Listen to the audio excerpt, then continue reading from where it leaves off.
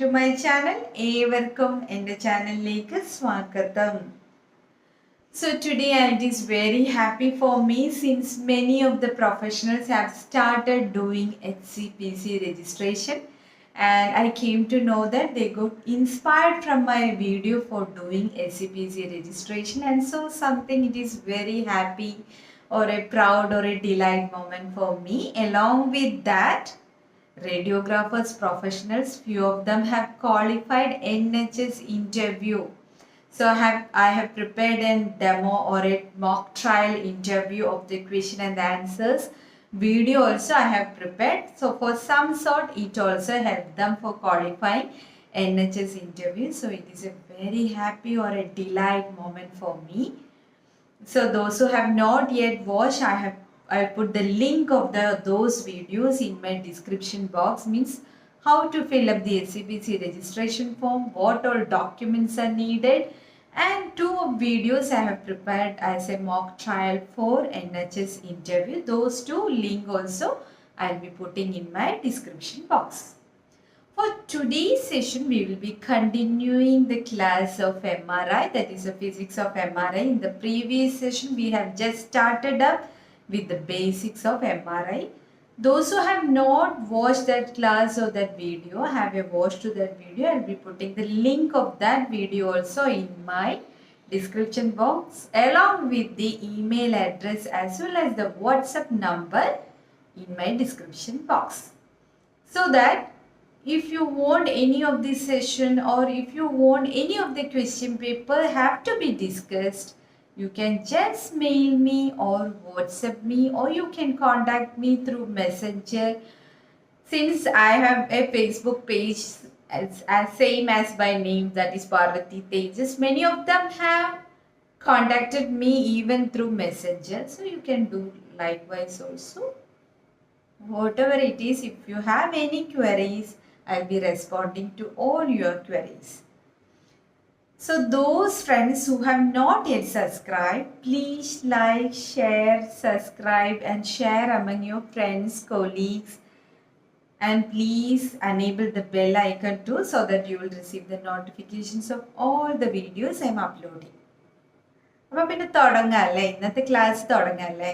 അപ്പോൾ for today's class, I have included an animated video also so that you'll be very easy to understand and very interesting, along with a few of the question and the answers. Means few of the MCQs along with few of the questions are also discussed for today's session. So patiently watch till the end and stay tuned. Begin today's session, part 7, exam tips for radiography. So let us begin by discussing the questions of our previous class. Those who have not yet watched that class, have a watch to that video, the class. It was the beginning or the introductory session for MRI, and I have ended up that session with these questions. So let us see the answers for those questions and let us begin today's session.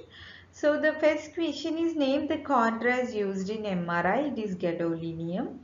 Give an example for ferromagnetic substance. An example, so these are the examples: iron, cobalt and nickel. A material that are weakly repulsed by the magnetic field is diamagnetic material.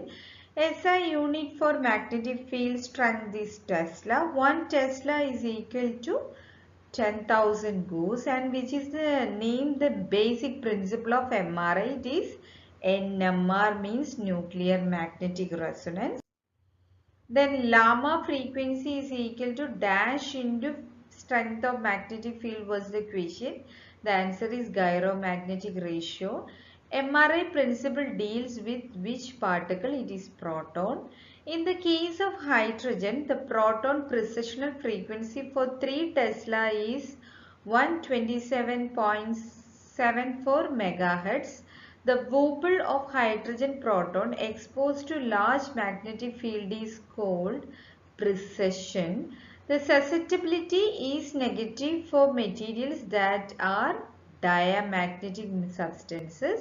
The frequency of precession is related to the dash of the magnetic field B0, that means the strength of the magnetic field. So let's begin today's session with hydrogen protons and how they behave in a magnetic field. As I said in my previous class that 90% of the human body is comprises of water. So water is made up of 2 hydrogen atom and 1 oxygen atom. As you all know, the chemical formula for water is H2O. The hydrogen nucleus contains 1 positive charge and a proton spinning around on its axis, which acts like a tiny magnet. All those things we have discussed in our previous session or the previous class. So these protons are randomly arranged, and when these protons comes under an MRI scanner, these protons will align with the main magnetic field, that is B0, the external magnetic field, and the spins are distributed in 2 energy states, namely the low energy level and high energy level. The spins having low energy will be aligning parallel to the external magnetic field and spin upwards. So, low energy protons will be parallel to the external magnetic field and it will be spinning upward, and the spin having high energy will be aligned anti-parallel to the external magnetic field and spin downward. So, high energy will be anti-parallel to the external magnetic field and it will be spinning downward, and the majority will be low energy state, and it is this small magnetic field that we can measure using MRI. So, the majority will be low energy proton. So, let's see what is radio frequency and resonance. If a radio frequency means the RF pulse having a frequency, in the case of 1 Tesla, the frequency is, the precessional frequency is 42.58 megahertz, which is equal to lambda frequency is applied perpendicular to the magnetic field. What will be happening? This proton will be absorbing that RF pulse and resonance occurs. At resonance, RF does 2 things: converts the spin from low energy parallel direction to the high energy anti-parallel direction, and the spins are said to be excited.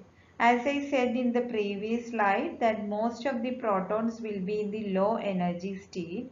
When an RF comes, which is having the same frequency, is coming to that magnetic field, this proton will be absorbing that energy and it will be reaching the excited state. So the few of the low energy protons will move to the excited state, that is to the high energy level.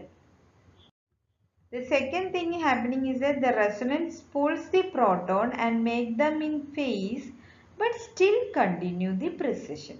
So what is happening is that when an RF wave or a pulse with the same frequency as the protons, precessional frequency, is turned on, the up protons means the parallel protons, that the parallel to the main magnetic proton will be flipped away from the B0, that is the main magnetic field, as they absorb the RF energy. They are absorbing that energy and gets flipping up as well as getting excited.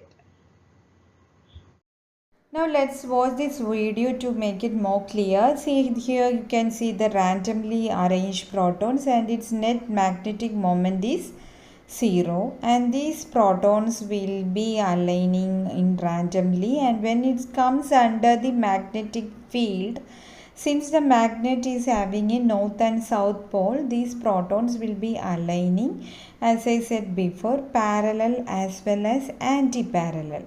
So let's see which all are the protons which are aligning parallel as well as anti-parallel. Those protons which are of high energy state will be aligning anti-parallel, and those protons which are of low energy state is aligning parallel to the external or the main magnetic field, and it won't be directly aligning with the external magnetic field, but it will be precising. So we have already discussed about this precising and the Lamarr precision. So the equation is gamma B0, where gamma is the gyromagnetic ratio and B0 is the magnetic field strength. So 1 Tesla, the precessional frequency is 42.58 megahertz. For 2 Tesla, it is 85.16, and for 3 Tesla, it is 127. So few of the protons are aligned parallel to the magnetic field and few of the protons are anti-parallel to the magnetic field. And when we are converging these protons in one particular point, you can see that the low energy protons are more compared with that of the high energy protons, and they are still precisely. So the protons which are parallel to the main magnetic field will be considered as the longitudinal magnetization, that is along the main magnetic field. Here you can see the longitudinal magnetization.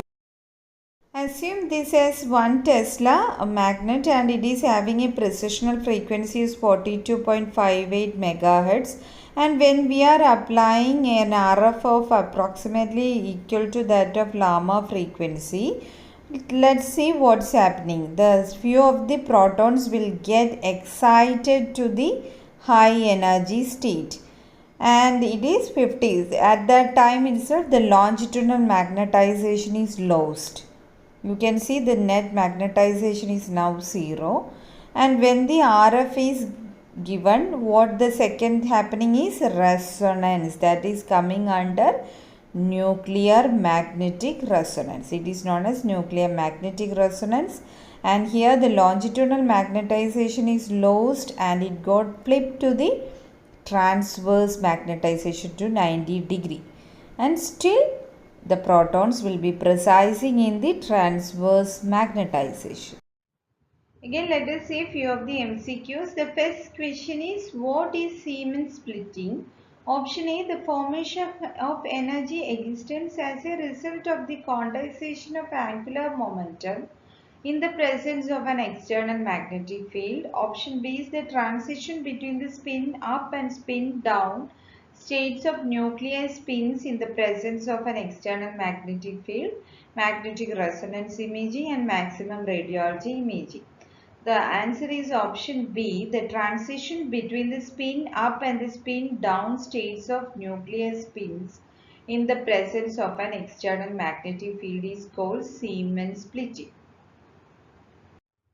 The commonly used MRI have a magnetic strength of option A 1.5 to 3 Tesla, option B 3 to 6 Tesla, option C 6 to 12 Tesla, and option D 12 to 24 Tesla. The answer is option A 1.5 to 3 Tesla. MRI has three major portions which work together to form an image. The largest portion is taken up by the magnet. The magnet is always on and produces a magnetic field of the strength of 1.5 to 3 Tesla. Commercially, 1.5 to 2 Tesla was used, and now even with 3 Tesla have been introduced. For research purposes, MRI of 7 Tesla has also been constructed. So the next question, the cooling agent for the MRI magnet is option A helium, option B neon, option C argon, and option D xenon. The answer is option A helium. Helium is a noble gas which is non-reactive in nature. A good coolant has a high thermal capacity, low viscosity, non-toxic, chemically inert, all the properties that helium possesses. Another advantage is that helium does not have the tendency to absorb any neutrons, so that it cannot become radioactive. Being a noble gas, it is a non-reactive and non-corrosive in nature. Thus, it is used as a coolant for the MRI machine, especially the magnet. Moving on to the next question. In the XY grid is selected in MRI, then the slice selection is in which plane? Option A, X plane, option B, Y plane, option C, Z plane, and option D, XY plane. The answer is option C, Z plane. An MRI can give a 3D image of an object and we can choose the form, which direction and from which angle we would like to view the image. The image is always perpendicular to the grid that has been selected. As it is given that our grid is XY, then slice selection can be done only in Z plane, and so therefore the image is also in Z plane. Moving on to the next question. The smallest unit in the reconstruction or projection of an MRI image is now called as option A, pixel, option B, voxel, option C, binary unit, and option D, dot. The answer is option B, voxel. Voxel stands for the volumetric pixel. MRI is unique in a way that it can image segments of an organ from different angles with various slice selection. These slice selection help choose which layer of an organ will be imaged, and the small unit of this image is called a voxel. Since MRI can produce 3D scans, the image is volumetric in nature and thus volumetric pixel or voxel is used.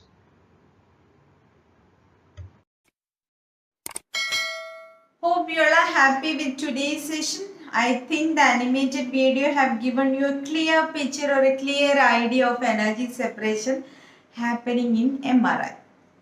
So if you all are very interested in my class, as I said before, share among your friends, colleagues, and even subscribe and enable the bell icon so that you will receive the notifications of all the videos I am uploading.